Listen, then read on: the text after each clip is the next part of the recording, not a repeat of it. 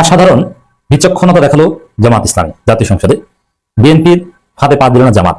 এক নতুন সন্ধিক্ষণে বাংলাদেশ রাজনীতি। ৭৮ সালে জন্ম নেওয়া দল বিএনপি কিভাবে মুক্তিযুদ্ধের দল হয়, বিএনপি কিভাবে আসলে দাবি করছে মুক্তিযুদ্ধের দল। তারেক রহমান ভারতের সাথে যে কথা দিয়ে বাংলাদেশে ঢুকেছিল লন্ডন থেকে, সেই কথা তারেক রহমান শুনছেন না। আমার যে সূত্র, সেই সূত্র আমাকে যেটা জানিয়েছে যে তারেক রহমানকে হত্যা করে তারপরে দেশের ভেতরে একটা অস্থিতিশীল পরিস্থিতি তৈরি করবে, কিন্তু তারপরে সরকার আবার ক্ষমতায় আসবে বিএনপি। এমন একটি গোপন ব্লুপ্রিন্ট তৈরি হয়ে আছে যা কার্যকর হলে এমন একটি রিপোর্ট ফাঁস করেছে আজ, যা শোনার পর আমার এই অতিরঞ্জিত কথাগুলো আপনার কাছে বাস্তব সত্য বলে মনে হবে। মহান সংসদে বসে যদি বলা হয় যে রাজাকার কখনো জয়লাভ করতে পারবে না, রাজাকাররা তো অলরেডি জয়লাভ করে হয়েছে। রাজাকার যাদেরকে বলা হইলো যে মুক্তিযোদ্ধার নাতিপুতিরা চাকরি পাবে না, তো রাজাকারের বাচ্চারা চাকরি পাবে, তো সেই রাজাকার স্লোগান উঠাইয়া কিন্তু তারা একটা পুরো সরকার, একটা শক্তিশালী সরকার 15, 16, 17 বছর ধরে যে যেই জায়গাটা শক্ত করেছে সেটাকে ভেঙে দিয়ে একটা পতন ঘটিয়ে ফেলছে। সংসদ অধিবেশনে গেছেন দেশের কথা বলার জন্য, সবার কথা বলার জন্য। আমরা আপনাদেরকে ভোট দিয়ে পাঠিয়েছি। মানুষ মরে যাচ্ছে, মানুষ মানে সব দিক থেকে, চাঁদাবাজি বলেন, টেন্ডারবাজি বলেন, পানিতে মানুষ ডুবে যাচ্ছে, কারেন্ট নাই, বিদ্যুৎ, সবকিছুর সেগুলো নিয়ে কাজ করবেন। মাত্র সরকার 2 মাস হচ্ছে ক্ষমতা আসছে, তাকে হেল্প করবেন, তাকে নিয়ে এগুলো নিয়ে কথা বলবেন। কি করবে না করবেন সেই বিষয় নিয়ে কথা বলবেন। সেগুলো বাদ দিয়ে শুরু করছেন রাজাকার রাজাকার সেই খেলা। যেখানে ছিলাম ওইখানেই আছি আমরা, এক চুলো নড়ি নাই, কিন্তু ওইখানেই আছি, ওইখানেই থাকুম। কারণ পরিবর্তনটা আমরা আনতে পারি নাই। পরিবর্তন আনতে হইলে নতুন সরকার দরকার ছিল, নতুন কাউকে ক্ষমতা দেওয়া উচিত ছিল। নতুন কেউ যদি ক্ষমতায় আসে তাহলে নতুন কিছু হইতে পারে, না হলে ওই পুরনো সিস্টেমের মধ্যেই আমাদেরকে থাকতে হবে। আমরা সবসময় জানি যে সরকারি দলের পতন হয়। আজকে ইঞ্জিনিয়ার ইশরাক হোসেন বললেন বিরোধী দলের পতন করবেন। এই নিয়ে হাস্যরস্য চলছে সকল মিডিয়াতে, সবার মুখে মুখে। মহামান্য রাষ্ট্রপতির চেয়ারকে আমি সম্মান করতে হবে, সম্মান রেখেই বলছি। ওই চেয়ারকে ধন্যবাদ দিচ্ছি, ও প্রতিষ্ঠানকে, কিন্তু মহামান্য রাষ্ট্রপতিকে, ব্যক্তি শাহাবুদ্দিন সুপ্পু সাহেবকে আমি কিন্তু ধন্যবাদ জানাতে পারলাম না বলে আমি দুঃখিত। আসসালামু আলাইকুম দর্শক, আশা করি সবাই ভালো আছেন। দেশ এবং দেশের বাইরে থেকে যারা আজকের এই তথ্যবহুল ভিডিওটি অন করেছেন তাদেরকে বলবো মনোযোগ সহকারে আজকের এই ভিডিওটি সম্পূর্ণভাবে দেখবেন। দর্শক, মূলত আজকের এই ভিডিওটি বাংলাদেশের চলমান রাজনৈতিক প্রেক্ষাপটকে বিশ্লেষণ করে বেশ কিছু গুরুত্বপূর্ণ তথ্য নিয়েই এই ভিডিওটি সাজানো হয়েছে। ভিডিওর শুরুতেই বেশ কিছু ভিডিওর অংশবিশেষ আপনারা ইতিমধ্যেই দেখেছেন, তা থেকে হয়তো আন্দাজ করতে পেরেছেন আজকের এই ভিডিওটি আপনাদের জন্য কতটুকু গুরুত্বপূর্ণ হতে চলেছে। এবং আজকের এই ভিডিওতে এমন কিছু গোপন তথ্য নথিপত্র যুক্ত করা হয়েছে যেগুলো জানার পর আপনার বাংলাদেশের রাজনীতি নিয়ে অনেকটাই মাথা ব্যথা শুরু হয়ে যাবে। তাই বলবো, যারা এখন পর্যন্ত আমাদের চ্যানেলটি সাবস্ক্রাইব করেনি তারা অবশ্যই আমাদের চ্যানেলটি সাবস্ক্রাইব করে আজকের এই ভিডিওটি সম্পূর্ণভাবে দেখবেন। অতএব চলুন কথা না বাড়িয়ে ভিডিওটি দেখে আসি। ধৈর্যের বাঁধ ভেঙে গেছে। আজকের কিছু কথা বলবো, হয়তো কারো কাছে প্রিয় লাগবে, কারো কাছে অপ্রিয় লাগতে পারে আমার এই কথাগুলো, কিন্তু বাস্তবসম্মত কথা বলবো, প্রমাণ দিয়ে কথা বলবো। আপনারা যারা আমার এই ভিডিও দেখা শুরু করেছেন প্রথম থেকে শেষ পর্যন্ত দেখবেন, ইনশাআল্লাহ আশা করি 100% ভালো লাগবে। যদি ভালো না লাগে তখন কমেন্টসে বলবেন যে না, আপনার কথাগুলো ভালো লাগেনি, এবং আমি প্রমাণ ছাড়া কথা বলবো না। ধৈর্যের বাঁধ ভেঙে গেছে। এখন আমরা প্রতিদিন, আমি যতটুকু জানি, এখানে কম বেশি ভুল হতে পারে, আমার এটা ভুলও হতে পারে, 2 কোটি টাকা খরচ করে প্রতিদিন এখানে সংসদ অধিবেশন বসে। বেশি কম হতে পারে, আমি যেটা জানি যতটুকু বললাম। সেই টাকা খরচ করে আমরা এখানে রাজাকার রাজাকার কাট খেতে দেইনি, আপনাদেরকে তামাশা করার জন্য দেইনি। সংসদ অধিবেশনে গেছেন দেশের কথা বলার জন্য, সবার কথা বলার জন্য। আমরা আপনাদেরকে ভোট দিয়ে পাঠিয়েছি। মানুষ মরে যাচ্ছে, মানুষ মানে সব দিক থেকে, চাঁদাবাজি বলেন, টেন্ডারবাজি বলেন, পানিতে মানুষ ডুবে যাচ্ছে, কারেন্ট নাই, বিদ্যুৎ, সবকিছুর সেগুলো নিয়ে কাজ করবেন। মাত্র সরকার 2 মাস হচ্ছে ক্ষমতা আসছে, তাকে হেল্প করবেন, তাকে নিয়ে এগুলো নিয়ে কথা বলবেন। কি করবে না করবেন সেই বিষয় নিয়ে কথা বলবেন। সেগুলো বাদ দিয়ে শুরু করছেন রাজাকার রাজাকার সেই খেলা। আসুন আমি আপনাদেরকে প্রমাণ দেখাই, তারপরে সেই বিষয় নিয়ে আজকের কথা বলবো ইনশাআল্লাহ। অনেক ভালো লাগবে, শুনতে থাকুন আপনারা। এই আলবদর রাজাকারের বাচ্চারা, এখনো কিন্তু ফজলুর রহমানদের মতো মুক্তিযোদ্ধারা জীবিত আছে। দেশে মুক্তিযুদ্ধ হয়েছে, মুক্তিযুদ্ধ সত্য, 30 লক্ষ লোক জীবন দিয়েছে, এটাও সত্য। 5ই আগস্টের পরে কি হলো আপনারা জানেন। এইখানে ইউনূস সরকার ছিল, আমি শিল্পকলার সামনে থাকি, একটা গান হইতে পারে নাই, একটা নাটক হইতে পারে নাই, একটা লালনের গীতি হইতে পারে নাই, একটা বাউল গান হইতে পারে নাই। সবকিছু কালো শক্তি ধ্বংস করে দিয়েছিল। তারা বলেছিল কোন মুক্তিযুদ্ধ হয় নাই, 47-এ যুদ্ধ হয়েছে, আর 24-এ যুদ্ধ হয়েছে, আর 71-এ গন্ডগোল হয়েছে। সেই দিন মুক্তিযোদ্ধা হিসাবে আমি বলেছিলাম, আমি বলতে পারবো কিনা কথাটা আপনি সেটা কল্পনা করার মতো না, যত চক্রান্ত করেছে। সেই চক্রান্তের ভিতর দিয়ে যখন তারা প্রচার করতে শুরু করলো তারা বাংলায় 2/3 মেজরিটি পেয়ে তারা পাস করবে, আমি হতভাগা ফজলুর রহমান বলেছিলাম জামাত জোট যদি মেজরিটি পায় তাহলে আমি এই কথাটা আমি বলেছি। এবং তারা কোনোদিন যুদ্ধে জয়লাভ করতে পারে না, রাজনৈতিক যুদ্ধে, কারণ তাদের পূর্বপুরুষ বাংলাদেশ চায় নাই। বাংলাদেশ যদি থাকে, এই বাংলায় শুধু বেলিচা মিলিয়ার 2 ফুল ফুটে না, এদেশের রক্ত জবাও ফুটে। এদেশের জঙ্গলে শুধু কোকিল ডাকে না, এদেশের জঙ্গলে রয়্যাল বেঙ্গল টাইগারও থাকে। যতদিন রয়্যাল বেঙ্গল টাইগার থাকবে মুক্তিযোদ্ধা জিতবে, রাজাকার কোনোদিন এদেশে জয়লাভ করতে পারবে না। আমি চ্যালেঞ্জ করে বলে গেলাম। আমি আজকে আপনাদের সামনে আরো কিছু বলতাম, কিন্তু আমি টাইমটা দেখতে আরেকটা কথা, তারা আমাকে ফজা পাগলা বলে কথা বলে, উনি একদিনই দলের নেতা বলেন, ওনাকে আমি অসম্মান করি না, সবসময় মাননীয় বলে কথা বলি, কিন্তু উনার দলের লোকজন এখানে বসে আছে, তারা আমাকে ফজা পাগলা বলে কথা বলে, উনি একদিনই তারা নাকি সভ্য, তারা নাকি ইসলাম। এবং উনি যে বলতেছে, ওদিন বললো যে আমার দাড়ি পাকা, আমার চোখের সমস্ত পাকা, উনি আমার চেয়ে 10 বছরের ছোট, আমার বয়স 78 বছর, আমি 48 সনে জন্মগ্রহণ করেছি, উনি 58 সনে জন্মগ্রহণ করেছি। সদস্য, আমি ওনাকে, আপনাকে কেউ এই ধরনের উক্তি করেছে আপনার সম্বন্ধে? এরকম তো সংসদে কেউ বলে নাই তো। না করেছে, আপনি কেন নিজে জানেন?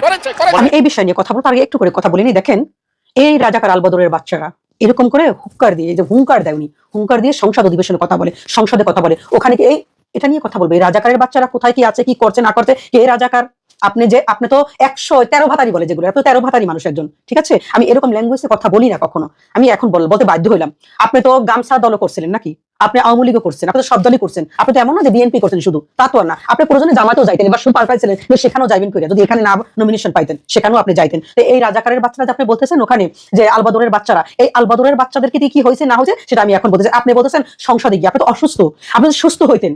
এখন যে দলকানা কতগুলো আছে না, মনে করেন এখন সে বাজে কথা বলবে, আপনি এরকম একটা কথা অবশ্যই বলতে পারি, সে যে হোক, সে সরকার প্রধান হোক, সে যদি কথাবার্তা উল্টাপাল্টা বলে অবশ্যই আমার বলার অধিকার আছে, এই বাক স্বাধীনতা আমার আছে, এটা কথা বলার অধিকার আমার আছে। সুস্থ মস্তিষ্কের হলে শোনেন, সম্মান একটা জিনিস, আপনি যদি বুঝেন যে ঠিক আছে আপনাকে কেউ অসম্মানই করতে, যারা সম্মানী লোক তারা বুঝেও না বোঝার ভান ধরে, তারা এটা বুঝতে চায় না।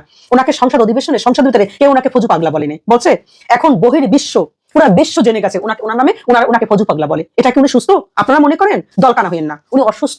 উনি অসুস্থ দেখে উনি বললো আজকে সংসদে যে আমাকে এরা ফজু পাগলা বলে। খুব ভালো একটা জিনিস, খুব ভালো একটা জিনিস উনি বলে ফেলেছে, তাই না? তা আসুন আমি এখন এটা নিয়ে বিশ্লেষণ করি। এই দেশে মুক্তিযোদ্ধারা জিতবে, রাজাকার কখনো জিততে পারবে না, ঠিক আছে? আমরা সেটাই কিন্তু চাই, কিন্তু আনফরচুনেটলি হোক আর ফরচুনেটলি হোক, যেভাবে ভুলে আপনারা বলবেন এই কথাটা, ঠিক আছে?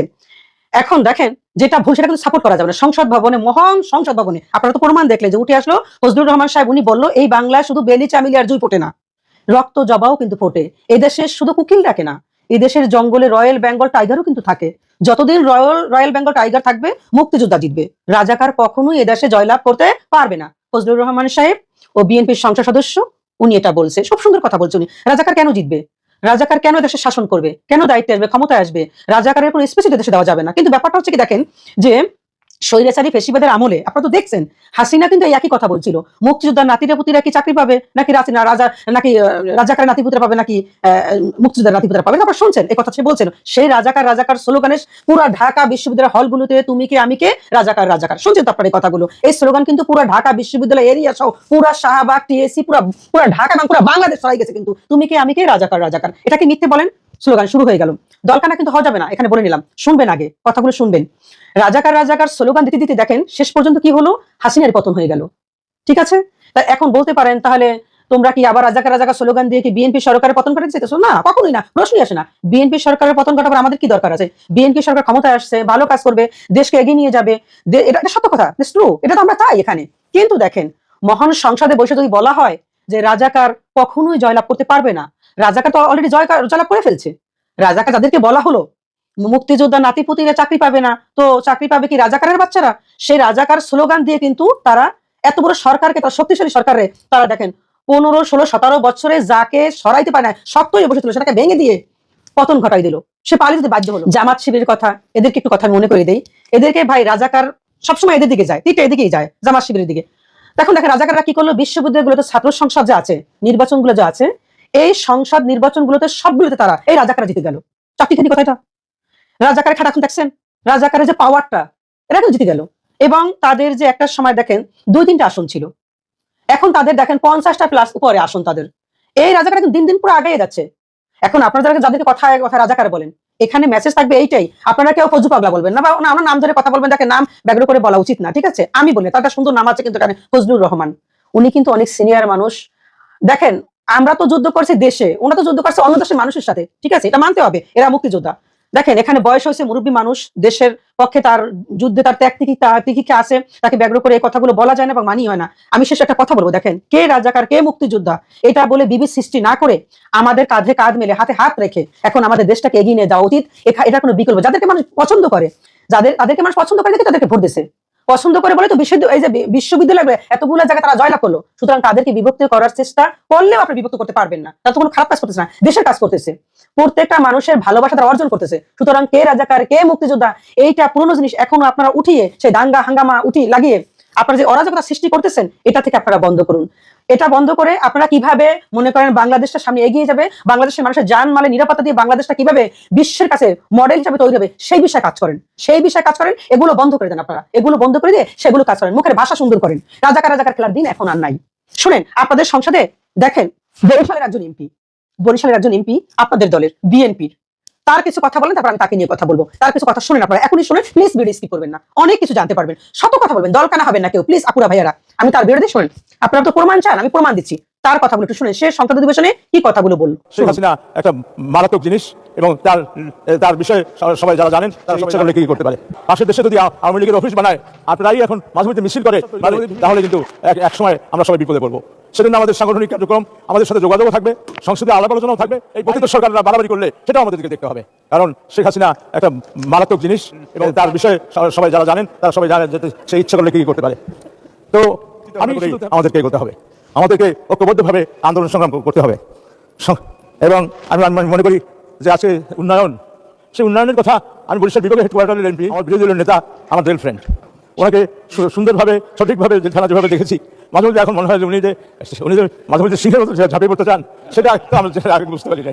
আমাদের একটা কথা মনে রাখতে হবে যে পৃথিবীর অন্যান্য দেশে গণ আন্দোলন ব্যর্থ হয়েছে, মিশর এবং তিউনিসিয়ায় গণ আন্দোলন ব্যর্থ হয়েছে। এখানে ব্যর্থ করার জন্য অনেক চেষ্টা থাকবে, অনেক রকম কর্মসূচি থাকবে। আমাদের যেন সেই কর্মসূচিতে না জড়াই, আমরা যেন দেশের স্বাধীনতার সর্বাগ্রে বাংলাদেশ।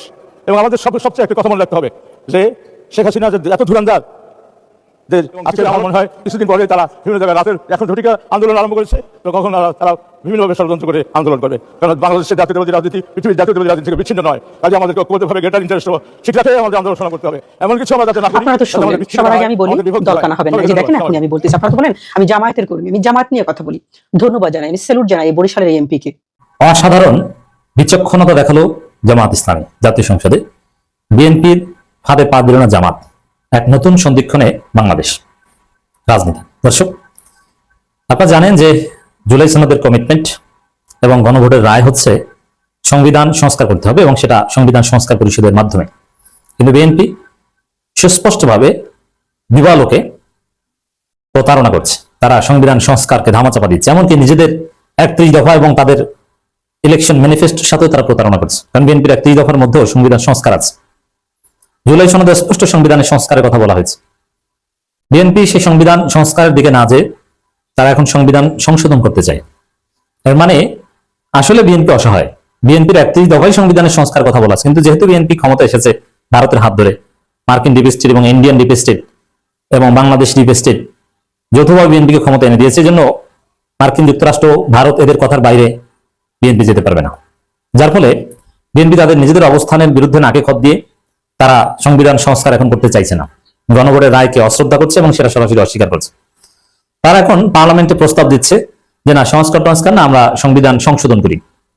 অথচ এভাবে সংবিধান সংশোধনের কোনো কথা ছিল না, স্পষ্টভাবে লেখা আছে, পুরো জাতি জানে যে 2টা নির্বাচন হয়েছে, একটা হচ্ছে গণভোটের, আর একটা হচ্ছে জাতীয় সংসদ, এবং জাতীয় সংসদের সদস্যরা প্রথম 6 মাসের জন্য সংবিধান সংস্কার পরিষদের সদস্য হিসেবে কাজ করবেন এবং এই জন্য তারা শপথ নেবেন এবং জামাত এমপিরা শপথ নিয়েছে। কিন্তু সেই সংবিধান সংস্কার পরিষদের কোনো খবর না, এটা ভারত নিষেধ করে দিয়েছে। কারণ সংবিধান সংস্কার করলে ভারতীয় যে 72 সংবিধান এটা থাকে না, যার ফলে বিএনপি ওখান থেকে বের হতে পারছে না। তো এই জায়গায় দর্শক সেই পুরনো বৃত্তে আটকে থেকে সংস্কারকে বৃদ্ধাঙ্গুলি দেখিয়ে বিএনপি কিছু সংস্কার করতে চায়, কিছু সংশোধন করতে চায়, কিন্তু জামাত এনসিপি তাতে রাজি না। কিন্তু বিএনপি সে প্রস্তাব অলরেডি দিয়েছে, তারা জাতীয় সংসদের সংবিধান সংশোধন কমিটির জন্য করার জন্য একটা সংসদীয় কমিটি করার প্রস্তাব দিয়েছে। 12 সদস্যের তালিকা অলরেডি প্রস্তুত করেছে বিএনপি। কিন্তু মজার বিষয়, তারা 12 জনের তালিকা তৈরি করেছে, জামাতের কাছে 5 জন চাই, বিরোধী দলের কাছে 5 জন, হয়তো বা জামাত এবং এনসিপি মিলিয়ে 5 জন, আর বিএনপি 12 জন অলরেডি বিএনপি নিজেরা নিয়ে এনেছে। গণ অধিকার পরিষদ, গণসংহতি আন্দোলন এবং আন্দালিব রহমান পার্থের দল, তারা তো নিজেরা। এর মানে হয়তো বা 17 জনের কমিটি করবে, তার মধ্যে 12 জন নিজেরা, আর বাকি 5 জন নেবে বিরোধী দল থেকে। তো বাকি 5 জন বিরোধী দল থেকে থাকার কোনো ভ্যালু নাই। কারণ ওই 12 জন যা বলবে ওইটাই তো, এটাই তো গণতন্ত্র, যদি অংশ যেটা বলবে, তাতে ওই 5 জনের কোনো গুরুত্বই নেই। তো দর্শক, তো এখন তারা একটা নামকাস্ত কমিটি গঠন করছে, সংস্কারের না তাও সংশোধনের, এবং সেখানে মাত্র 5 জন জামাত জোট থেকে, জামাত, এনসিপি, খেলাফত সব মিলিয়ে 5 জন নিতে যাচ্ছে। এটা কিছুই হবে না, এটা কিছু না, একদম ফেসিবাদী একপাক্ষিক সিদ্ধান্ত। মানে বিএনপি যা চাইবে, যেভাবে চাইবে হুবহু ওইটাই হবে। এখন জামাত সেই ফাঁদে সোফার পা দেয়নি। জামাত বলছে যে আমরা এখন নাম দিব না। তবে একটা বিষয় দেখেন, এটা জাতির জন্য হতাশার, যে সংসদের প্রথম অধিবেশন কিন্তু প্রায় শেষ, আর 2-1 দিন হয়তো বসবে, 2-1 দিন এক্সটেন্ড করা হলেও হতে পারে জরুরি একটা কাজে। এরপরে আসবে বাজেট অধিবেশন। প্রথম অধিবেশনে কিছুই হলো না। প্রথম অধিবেশনে সংবিধান সংশোধন, সংস্কার কিছুই হলো না, জুলাই সনদ বাস্তবায়ন কিছুই হলো না। অথচ it was very normal and expected that প্রথম কয়েকদিনের মধ্যে জুলাই সনদ বা সংস্কার এগুলি সব বাস্তবায়ন হয়ে যাবে। আমরা সংস্কার ওটা কয়েকদিনের মধ্যে করব। আমাদের পরবর্তী গন্তব্য রাষ্ট্র পুনর্গঠন, অর্থনীতি এগিয়ে নিয়ে যাওয়া, বাংলাদেশটাকে গড়ে তোলা, বাংলাদেশের যত জাতীয় সংকট আছে, যা আছে সবকিছু উত্তরণ করা, এটি আমাদের স্বাভাবিক কাজ হওয়ার কথা ছিল। কিন্তু না, সংসদের প্রথম অধিবেশন শেষ হলো, প্রায় কোনো সংস্কার, সংবিধানের কোনো বিষয়ের উপর এখন পর্যন্ত হাত দেওয়া হলো না। আবার শেষের দিকে এসে হঠাৎ করে যে আমাদের কাছে 5 জনের তালিকা চাই। যদি একটা ভারসাম্যপূর্ণ তালিকা করা হতো সমান সমান, যে 16 জনের তালিকা, জামাত জোট 8, বিএনপি জোট 8, সেটা একটা যৌক্তিক কাজ হতো। আমাদের রাজনীতির যে পুরনো বন্দোবস্ত, পুরনো কাঠামো, যে ব্রড মেজরিটি যারা পাবে তারা অটো ফেসিস্ট, তার মানে তারা যা ইচ্ছা তা করতে পারবে, তাদের চেকস অ্যান্ড ব্যালেন্সের জন্য কোনো উচ্চকক্ষ থাকবে না, কিছুই না। দেখেন কত আশা যে উচ্চকক্ষ হবে, বাইক্যামেরাল পার্লামেন্ট সিস্টেম হবে, সেখানে উচ্চকক্ষের আলাদা সদস্য থাকবে। জামাত হয়তো বা সেখানে প্রায় 38 জন বা 100 জনের মধ্যে 40 জনের মতো পাবে, বিএনপি 51টা পাবে, অন্যান্য 9, এরকম হিসাব নিকাশ, কিন্তু ওগুলো কোনো খবর নাই। মানে বিএনপি প্রতারক, বিএনপি সংস্কার আটকে দিচ্ছে, তাদের কোনো সংস্কার ইচ্ছে মন মানসিকতা কিছুই নাই, আমরা এটাই দেখতে পাচ্ছি দর্শক। তবে জামাত বিচক্ষণ, জামাতের ওয়াইজ ডিসিশন এটাই হবে যে আমরা সংবিধান সংশোধন মানি না, সংবিধান সংশোধনের জন্য কোনো কমিটিতে আমরা নাম দিব না। জামাত সংসদে থাকবে, কোন হাওরে পানি উঠেছে, কার কি রাস্তাঘাট লাগবে, এগুলো সংসদে কথা হবে, এবং ফজু পাগলাকে প্রয়োজনে ধোলাই দিবে। কিন্তু সংবিধান এইভাবে সংশোধন নিয়ে জামাত কোনো কার্যক্রমে অংশগ্রহণ করা ঠিক হবে না, কোনো বিশেষ কমিটিতে নাম দেওয়া ঠিক হবে না, এবং বিএনপি একপাক্ষিকভাবে যা ইচ্ছা তা করুক, এবং এই রিলেটেড যত সময় আলোচনা হবে বা অধিবেশন হবে জামাত সেটা ওয়ার্ক আউট করবে, কিন্তু অন্যান্য বিষয়ে জামাত পার্টিসিপেট করবে। সংবিধান বিএনপি তাদের নিজেদের মতো করে সংশোধন করুক, যেহেতু বিএনপির ব্রড মেজরিটি আছে, তারা তাদের মতো করে এটা করতে পারে, করুক। তারা পৃথিবীকে দেখান যে তারা ফেসিস্ট, তারা গণভোটের রায়ের ধার ধারে না, জুলাই সনদের যে কমিটমেন্ট তার ধারে না, জাতির কাছে এটা প্রমাণ করুক। তবে জামাত ইজ ওয়াইজ, আমির জামাত স্পষ্টভাবে বলেছেন যে না, আমরা এখন নাম দিতে পারছি না, আমরা একটা পরে জানাবো। এখন সংসদে বলা যায় না যে না আমরা এর সাথে নাই, পরে জানাবো, এভাবে এড়িয়ে যেতে হবে, দিস ইজ সিস্টেম। এবং আশা করি এর বিরুদ্ধে সংসদে স্পষ্ট কথা হবে যে না, সংবিধান সংশোধনের কোনো কথা ছিল না, সংস্কারের কথা, আর সংস্কারের পদ্ধতি গণভোটের মাধ্যমে ঠিক হয়েছে। জুলাই সনদে স্পষ্ট ছিল সংবিধান সংস্কার পরিষদ থাকবে, আমরা শপথ নিয়েছি, আমরা তো শপথ নিয়েছি সংবিধান সংস্কার পরিষদের সদস্য, আমরা ওইটা করবো, ওইটাই আছে, এগুলোতে আমরা নাই। জামাত শুড ডু দ্যাট। সংবিধান সংশোধন বিশেষ কমিটি গঠনের প্রস্তাব দিয়েছে সরকারি দল।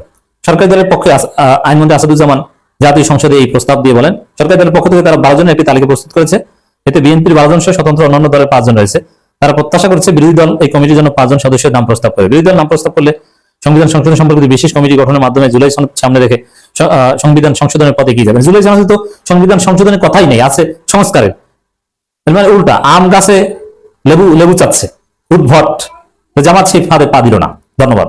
আমি আশা করছি সম্পূর্ণ ভিডিওটি দেখেছেন এবং এই ভিডিওটির সাপেক্ষে আপনাদের কি মতামত, অবশ্যই আপনাদের মূল্যবান মতামতটি আমাদের কমেন্ট বক্সে জানিয়ে যাবেন। ভিডিওটি ভালো লেগে থাকলে শেয়ার করে অন্যকে দেখার সুযোগ করে দিবেন। দর্শক শ্রোতা, দেখা হবে নতুন কোনো আপডেট এবং সত্য খবর নিয়ে। ততক্ষণ সবাই সুস্থ থাকবেন। আল্লাহ হাফিজ।